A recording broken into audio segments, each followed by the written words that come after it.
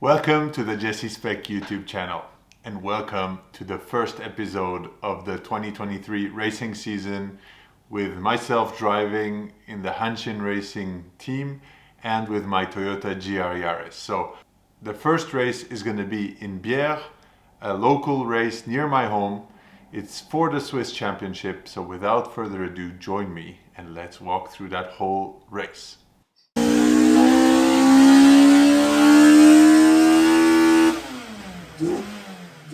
Okay, welcome back to the office. We're only going to be here a couple of seconds just to explain you how these videos will be structured. So usually I will give you a brief introduction, what's going to happen in this video, and then you will see raw driving footage with some commentary or not, or just some subtitles with some comments on what's happening. And then we will go into a debrief at the end of the race so you could follow exactly what happened. So I hope you enjoyed this kind of format, and let's get right into some raw driving. Peace. Okay, as you see, the weather was absolutely amazing. No, jokes aside, it was very complicated weather. And as I will be explaining later, this is the first time I'm actually driving the car to its limit, so I really had no idea how it was gonna happen and how things are gonna go. Also, for the first time, I'm using the A052s, Yokohama Tires. So let's see what's gonna happen. So now we're at a qualification run. So this slalom day was built up of 5 runs. 1 reconnaissance run, 2 qualification runs, and finally 2 race runs. So this is, if I'm not mistaken, the second qualification run. So you'll see I'll be going already at a fairly good speed, but working with the low grip conditions. So in a few seconds I'm gonna be driving off. The commissary is letting me a little bit of time to run into the guy in front of me because he wasn't driving as fast. So let's go. So as you can see, this looks very much like slalom racing with skis, right? Well, this is why we call it slalom racing in Switzerland. And Bière, a little bit of feedback about this track, is actually on an army base.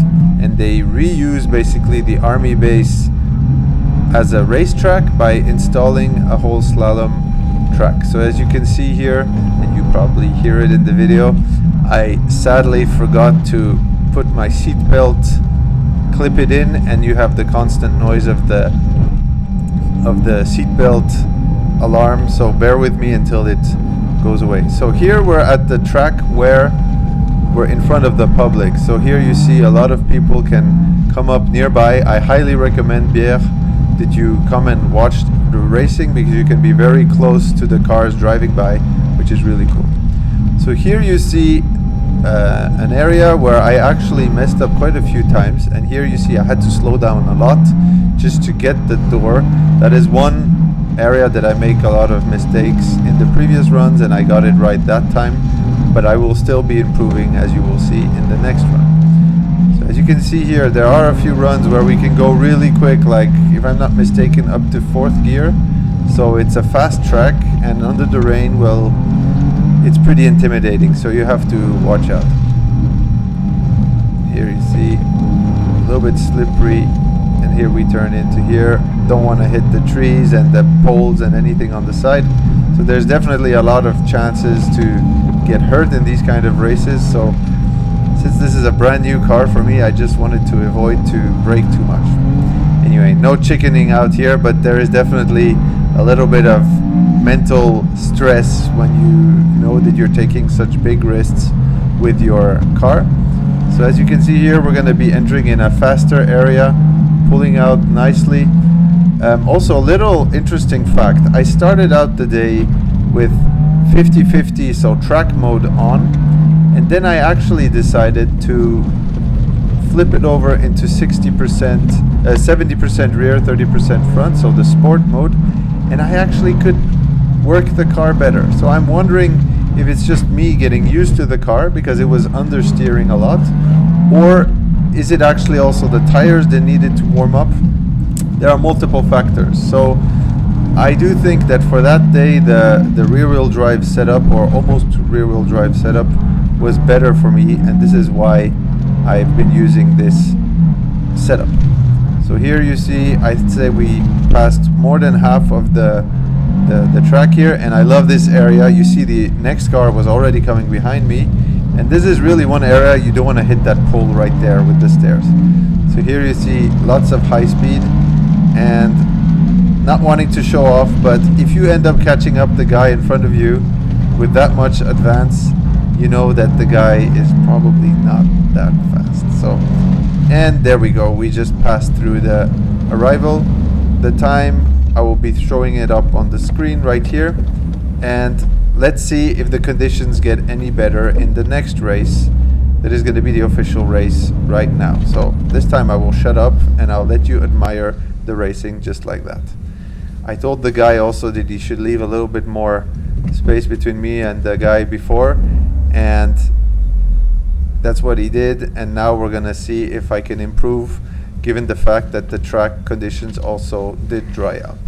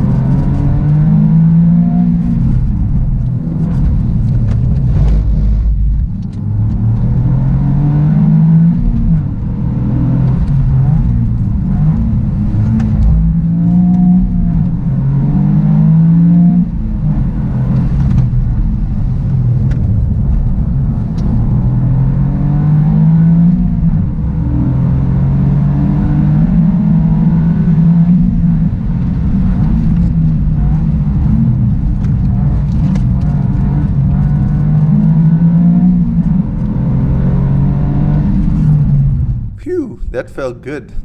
And actually I just realized that it sounds way better when you don't have the alarm screaming in your ears. So as you can see, I did 3 minutes and 12 seconds. That put me, if I'm not mistaken, at that moment in second or third position. And this is actually the first race run.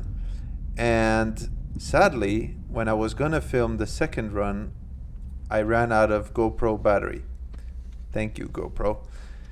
So that means that we're gonna head back over to the office and I'm gonna comment to you how the race ended.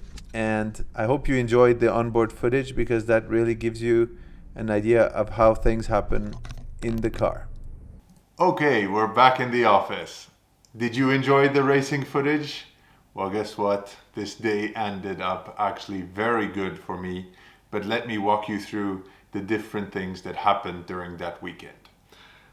So, first thing on Friday, so in Switzerland when you do slalom races, you need to go through a formal inspection.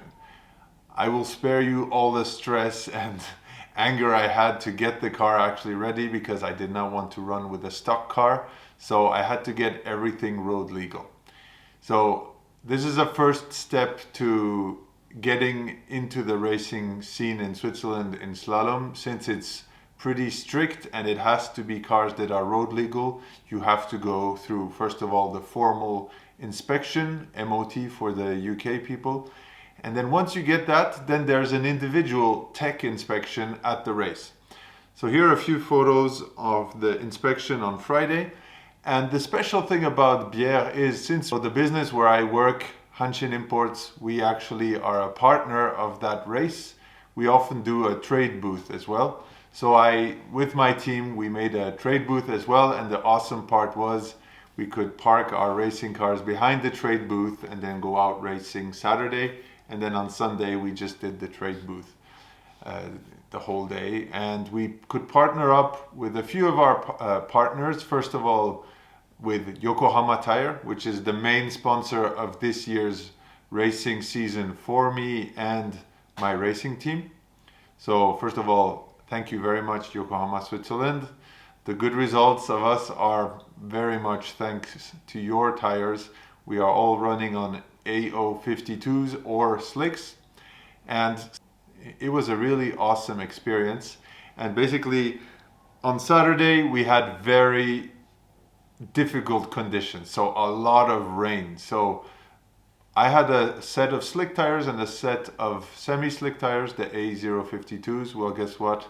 I had to just work with the A052s. And if you look at this photo, you can see how much sheer grip there is with this setup. So I'm very happy with how they performed, and this actually did let me get into second place at the end of the day. So there was a lot of rain, just to resume everything, lots of rain and a lot of changing grip conditions. So it would dry up a little bit and then suddenly it would rain again. So it was very challenging, but in the end I basically over a whole day managed to shave off almost 30 seconds in one day. So I'm very happy with that.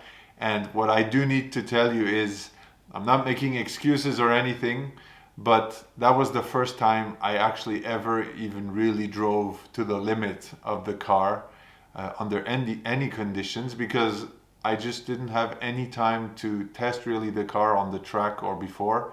And that is a big mistake that I will not be doing again, because going on track and really feeling out the limits of the car, especially with slick tires or things like that, is really important. So that's a little tip I want to give you guys. So let's see what I picked up.